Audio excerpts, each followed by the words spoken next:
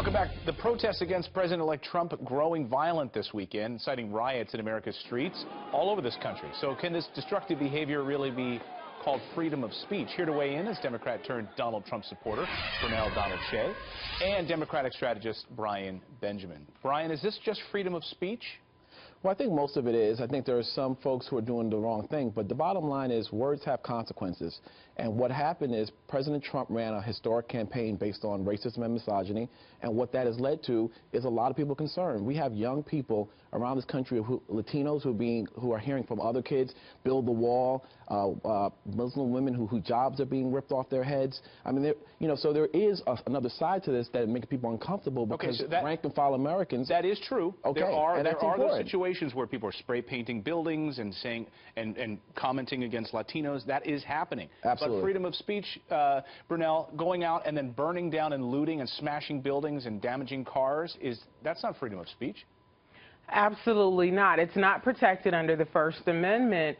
People, you have the right to peacefully protest and, say what you don't like about what's going on in your government. But when it turns to violence against your fellow American, when it turns to violence on the properties of your fellow Americans, that is not protected. That requires the intervention of our law enforcement, and in my opinion, because so many of them are young, the intervention of their parents. Also, too, Hillary Clinton, when she conceded, did not address her supporters, and I think that was not good judgment on her part, because she and the president were screaming about smooth transition. Would Donald Trump accept a smooth transition, or would he concede? And look at what's happening when she did not come in and talk to her people. But let me say this. I think that Donald Trump should give a speech to the whole of America. Obviously, he ran a very divisive campaign. I think he should say to everyone,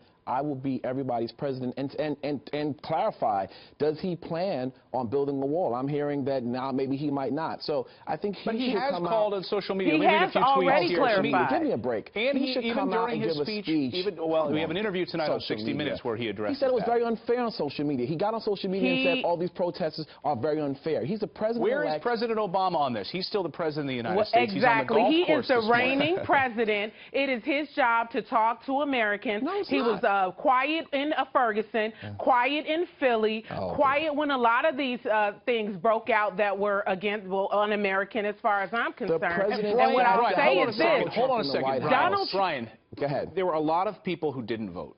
We saw numbers significantly down in Philadelphia where we're seeing these riots. Portland, Michigan, Detroit. That's true. These people that are out there organized, suddenly, spontaneously. Being paid.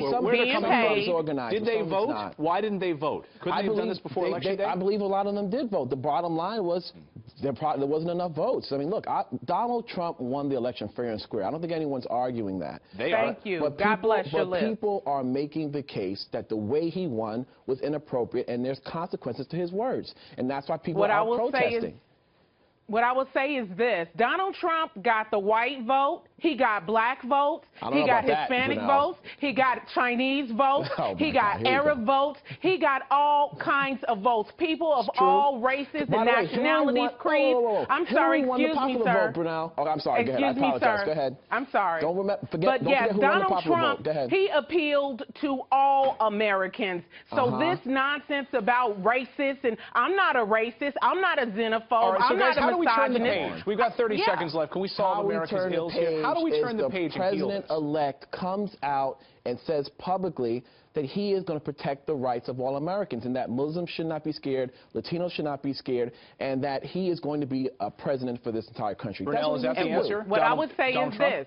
Needs to come out and say this? What I would say is this. Oh, boy. No, the president of the United States, who is still living on our tax dollars, should address the nation, calm down everything. Not only that, Hillary Clinton also has a duty, as these are her supporters, to come out and let them know, hey, he won fair and square. Let's, heal. Let's not be divided.